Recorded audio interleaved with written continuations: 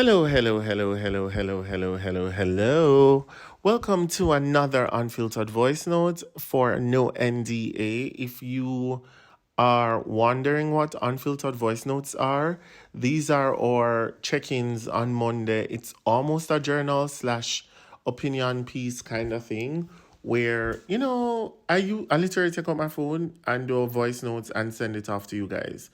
I have a meeting in 15 minutes and so this episode or this voice note is going to be 15 minutes long, which is perfect because sometimes you don't want to talk too much. Anyway, I got news that I was an honoree for the Caribbean Business Network, Caribiz Network, men.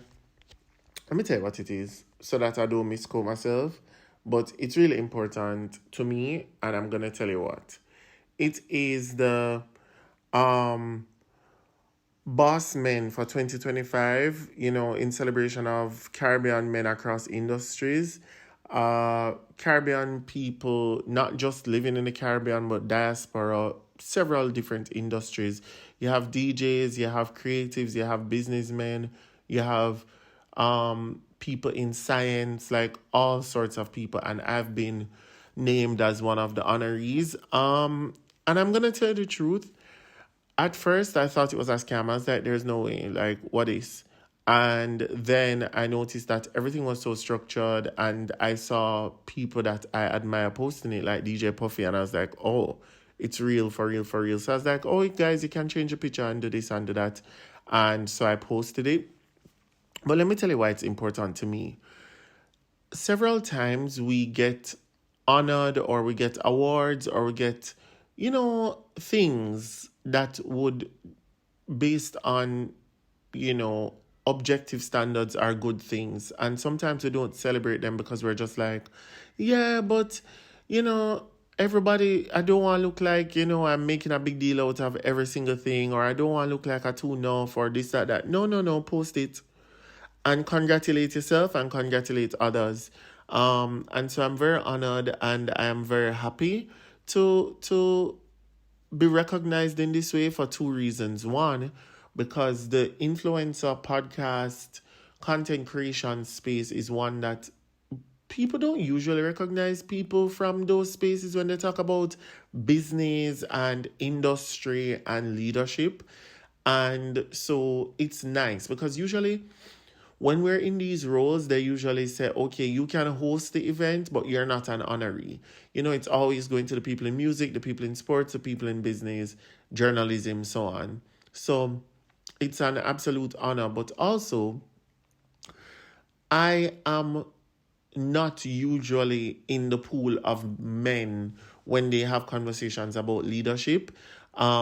It's usually a lot older men and people who are what Caribbean people want to call like the poster child of masculinity. And so being, recognized in this space means a lot to me. And yeah. Anyway, did you guys get to watch the Tyler Perry movie Straw? Mighty God. I saw a lot of people posting about it and they're like, oh, I cried, I cried, I cried, I cried. Oh, I cried, I cried, I cried, I cried. Oh, I cried, I cried, I cried. Oh, sorry. And I was like, no, man, I'm not trying to be going through any emotional turmoil in the night, so I'm not going to watch it. I ended up watching it, and let me tell you something.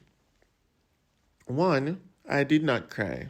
No, no, not because it wasn't great or emotional or whatever. It definitely stretched my empathy and it definitely had me thinking about the domino effect and what can happen to somebody as a result of one incident and how small incidents, one after the other, when they pile up, it creates like an avalanche of just emotions and stress and problems and just feeling overwhelmed and all of those things. And I definitely empathized. No spoilers, but what I thought was really interesting was the way in which usually, let me tell you, usually Tyler Perry movies, a black woman is suffering, but she's usually suffering at the hands of a black man. And it's usually a dark skinned black woman suffering at the hands of a light skinned black man. And a dark skinned poor black man coming to save her. So she doesn't even save herself, she's being saved by another man. In this instance, I thought that it was beautifully handled because the woman was it was a female cast, to be honest. Like, there were 1 and 2 men in it, yes, but the female cast demonstrated and the writing demonstrated how women have to support other women. And I'm not talking empowerment brunch, and I'm not talking about those pretty fancy things that make you look good. I'm talking about being there as a mother, being there as a friend, being there as a sister, and just being there as somebody who can understand and empathize. Without giving away any spoilers, I also thought it was very interesting how there was like an intergeneration, what you would call that, like there was intergeneration empathy. And the older woman was concerned about the younger woman, and a younger woman was concerned about an older woman, and everybody was just like, womanhood was on display. And I thought it was very profound. I thought it was also profound that there was one woman who just could not empathize because it was just not something that was within her contemplation. Like, she could not imagine that she would be in a situation like that. I thought it was very interesting how several times the other women put themselves in danger or stood up when they weren't supposed to, or they spoke out when they weren't supposed to, just so that a woman could get a chance. I thought it was really profound. And the last thing I will say, without giving away the movie, is that there was a quote, and I will just it was just so profound, and it said, "It is very expensive to be poor." And I was like, wow. And I've been thinking about it, and it's just on my mind, because when you think about it, and you think about even like all the different things that come as a result of not having resources, it is so expensive to be poor. And when we talk about expense, we're not just talking about dollars and cents. We're talking about how expensive it is to be unhealthy, how harmful, and how many setbacks you experience because you don't have food on your table, how many setbacks you experience in health because you're unable to afford your medication. And something as simple as medication that you're supposed to be able to afford, or should be able to afford, it becomes expensive, not just in health, but in dollars and cents, because now your inability to afford something like that leads to complications, which means that you now have to do a bigger operation. And I just thought it was so well done. And boy, Tyler Perry is somebody that people give a lot of flack. They give him a warm time, because sometimes, Tyler Perry, you could have just, take an extra day to tidy up things. However, come on, this was beautifully done. And it just goes to show that you have to just keep on showing up every day and doing well.